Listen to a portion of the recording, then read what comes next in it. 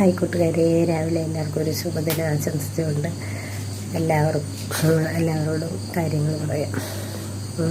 രാവിലെ ദിവസമുള്ളത് പോലെ രാവിലെ എഴുന്നേറ്റ് കുളിച്ച് ജോലിയൊക്കെ തുടങ്ങി കേട്ടത്. അരി അടുപ്പത്തിട്ടിട്ടാണ് കുളിക്കാൻ പോയത്.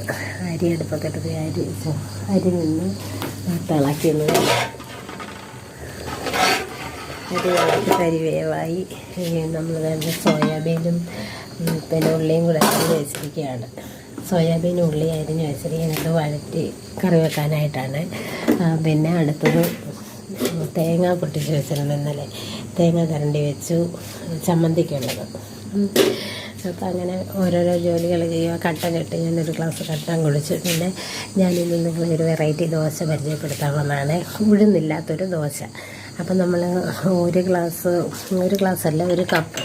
എൻ്റെ ഈ കപ്പിന് ഒരു കപ്പ് പിന്നെ പച്ചരിയും ഒരു കപ്പ് ചെറുപയറും തുല്യം ആയിട്ട് രണ്ട് കപ്പ്. ഒരു കപ്പ് ചെറുപയറും ഒരു കപ്പ് പച്ചരിയും നമ്മൾ വെള്ളത്തിയിട്ട് അരച്ച് ദോശമാവിൻ്റെ പരുവത്തിന് അരച്ച് വെച്ചിരുന്നു. അപ്പം ഞാൻ മാവ് നിങ്ങളെ കാണിക്കാം. വേണ്ട, ഇതാണ് ദോശമാവ്. വേണ്ട, ദോശമാവ് അരച്ച് വെച്ചിരുന്നു.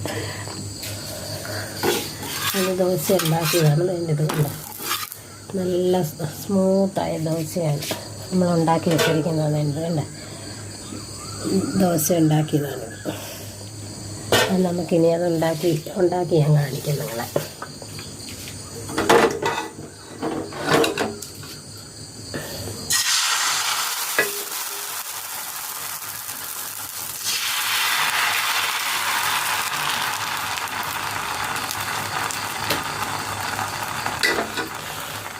നല്ല സ്മൂത്തായ ദോശയൊക്കെ കിട്ടും.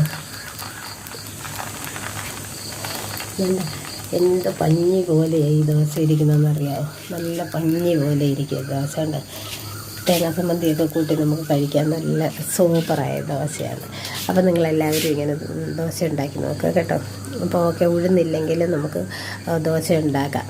ചെറുപയറും പച്ചരിയും കൂടെ വെള്ളത്തിയിട്ട് അരച്ച് വെച്ചിരുന്നാൽ മതി. ദോശമാവിൻ്റെ അളവിന് പാകത്തിന് ഉപ്പും ചേർത്ത് നമുക്ക് ദോശ ഉണ്ടാക്കാം. തേങ്ങാ ചമ്മന്തി അരച്ച് നമുക്ക് ഭംഗിയായിട്ട് കാപ്പി കുടിക്കാം. ഉഴുന്നില്ലെന്ന് വിചാരിച്ച് നമ്മളാരും ദോശ ഉണ്ടാക്കാൻ നിൽക്കണ്ട കേട്ടോ.